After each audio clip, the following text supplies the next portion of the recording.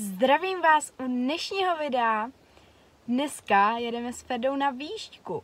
Takže teď jsem přijela k Ferdovi a půjdu se ho přivízt, vyčistit, nasedlat a ozvu se vám až na louce. Intro!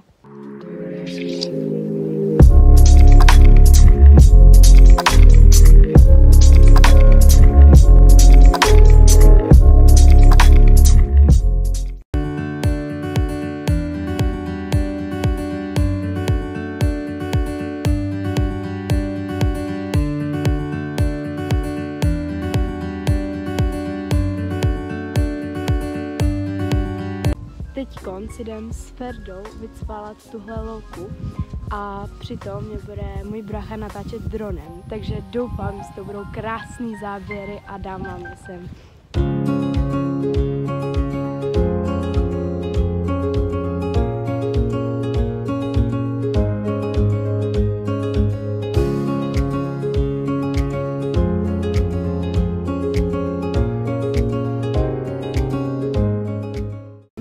Jdeme do lesa a ty záběry jsou úplně boží reálně. To je fakt bomba jako. A ještě vám něco natočím v lese. Jaký záběr, já jsem hrozně ráda, že se toho dronu nebál. To mě úplně překvapilo a jsem ho pořád chválila za to, že jako se nebojí. To bylo fakt hustý jako no. Jsem strašně ráda, že jako je teplo a že je slyšet jaro prostě ve vzduchu, je cítit jaro, jo, ptáčci zpívá, takže bomba úplně.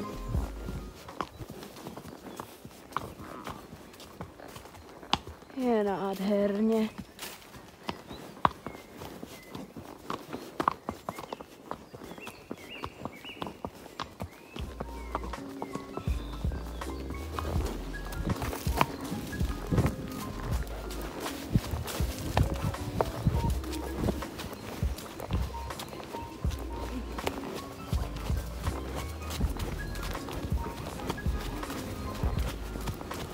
Jaký máme krásný západ sluníčka s Ferdíčkem.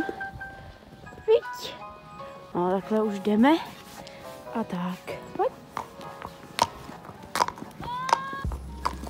Zavřela Ferdíka do boxu a jedeme domů. Krásný západ.